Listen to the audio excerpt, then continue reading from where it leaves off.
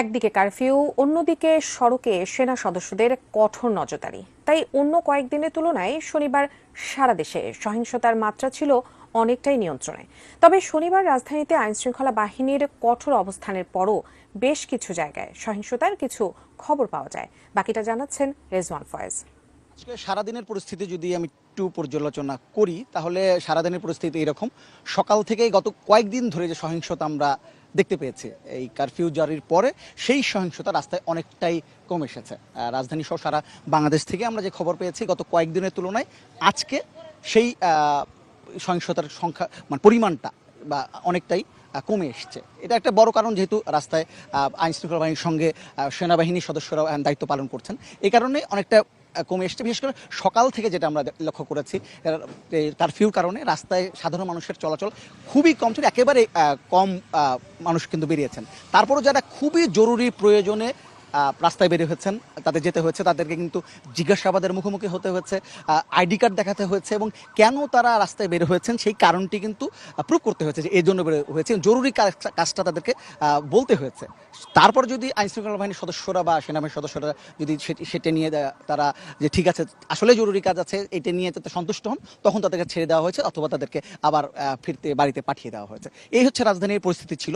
তারপর যখন 2 ঘন্টার জন্য 12টা থেকে 2টা পর্যন্ত 2 ঘন্টার জন্য যখন কারফিউটা শিথিল করে নেওয়া হয়েছিল, তখন সাধারণ মানুষ বেরিয়েছেন যে দৈনন্দিন কাজ, বাজার, এই সব কাজগুলো কিন্তু তারা তখন সেরে ফেলেছেন।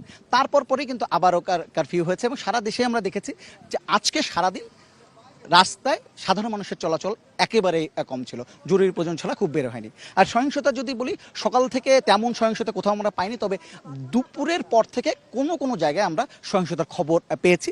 তারপরেও গত কয়েকদিনের তুলনা যদি আমি তুলনা করি, সেই সংখ্যাটা বা তার যে পরিমাণটা এবং যে এর আগে যে ধরনের সহিংসতা হয়েছে সেই সংখ্যাটা কিন্তু খুবই কম বা পরিমাণটাও কম, সেভাবে হয়নি। তারপর এই রাত এসছে, রাতেও কিন্তু আমরা দেখতে পাচ্ছি, আমি রাজধানীর পরিস্থিতি যদিও বলি, রাতে রাজধানীর পরিস্থিতি কিন্তু এখন পর্যন্ত শান্ত রয়েছে।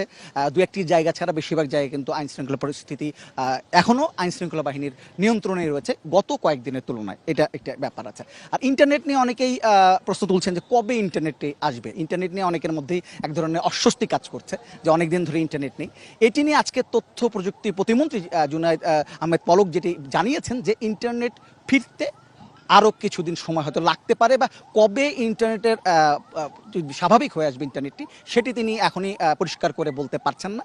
কারণ একটি কারণ আছে, কারণ হচ্ছে যে যেই মহাখালী যে আগুন দেওয়া হয়েছিল, ডাটা সেন্টার ক্ষতিগ্রস্ত হয়েছে, সেটি এখনও মেরামতের কাজ চলছে। কাজে ইন্টারনেট কখন ফেরত আসবে সেটি এখনও বা স্বাভাবিক হয়ে আসবে সেটি এখনও পরিষ্কার করে বলা যাচ্ছে না। এটি একটি 10টা পর্যন্ত কারফিউ আছে, পরে হয়তো প্রয়োজনে বাড়ানো হতে পারে।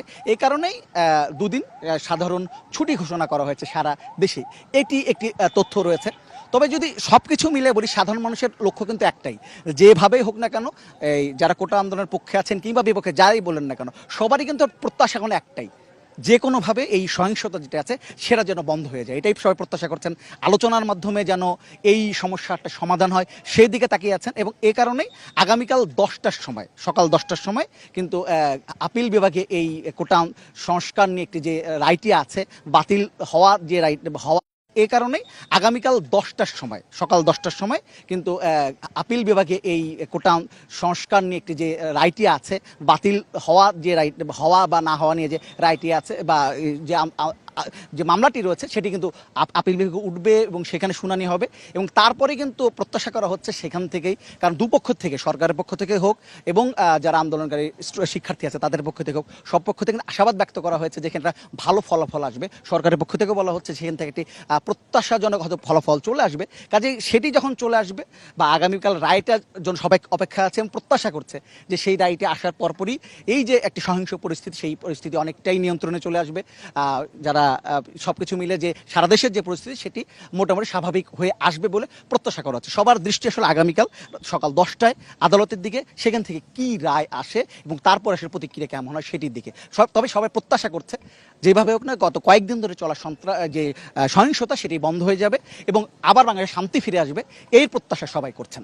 তো এই এখন পর্যন্ত এই ছিল আমার কাছে সর্বশেষ পরিস্থিতি। কারফিউ